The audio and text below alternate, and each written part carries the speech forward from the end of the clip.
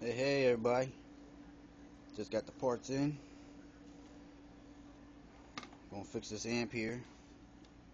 I showed you before the outputs here. Little outputs. They only got two legs on them. The third leg got, let me see where the third leg was. It got burnt out. Funny is it was just this side here. This side's fine, nothing wrong with this side. The amp actually still works.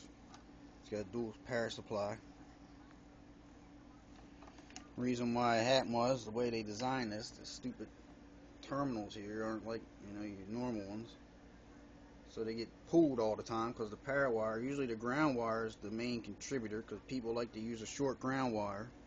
Instead of cutting a nice 3 foot, 4 foot long ground wire, they want to try a little foot thinking it's going to help them. It's going to help you already. It's going to tear your amp up if you got one of these style. Instead of being turned up, like normal amp. I'll show you the amp rack over there.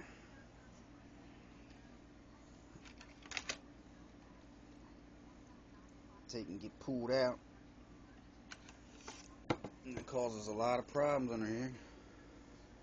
You probably look, you see that, you can see the discoloration where it's red and it looks brown. That's because there's no more copper there. It got ripped off. I actually had to take and put a piece of wire in between here and solder the heck out of it, make a jumper. And I did that over here. You can see the little jumper.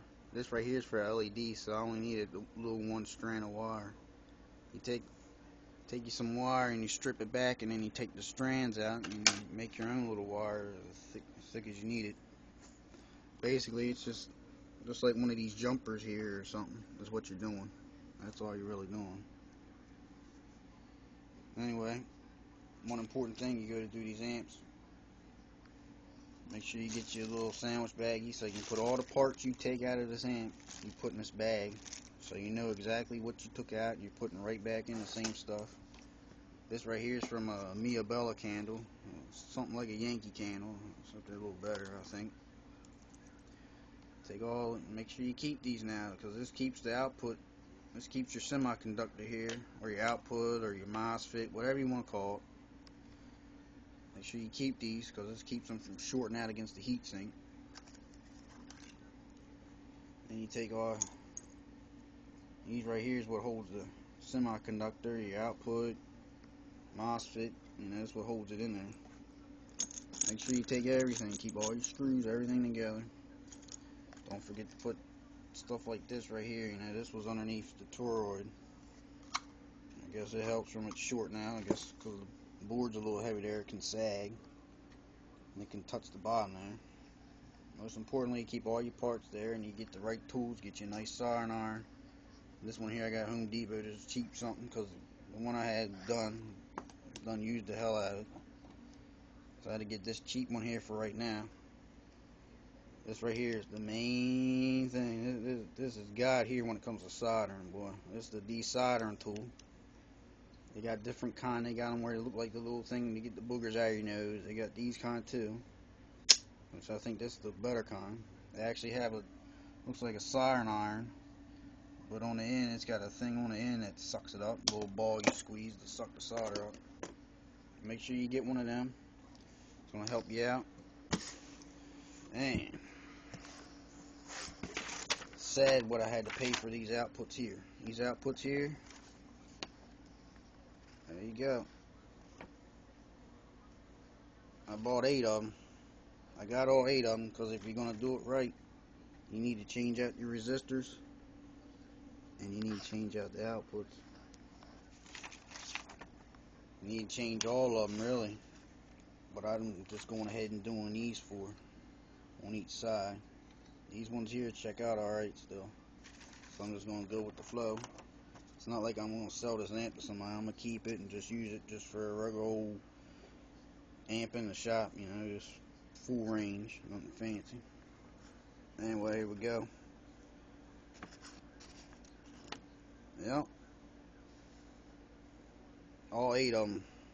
$4.16. The resistors I needed. You get 20 of them in a bag for 87 cents.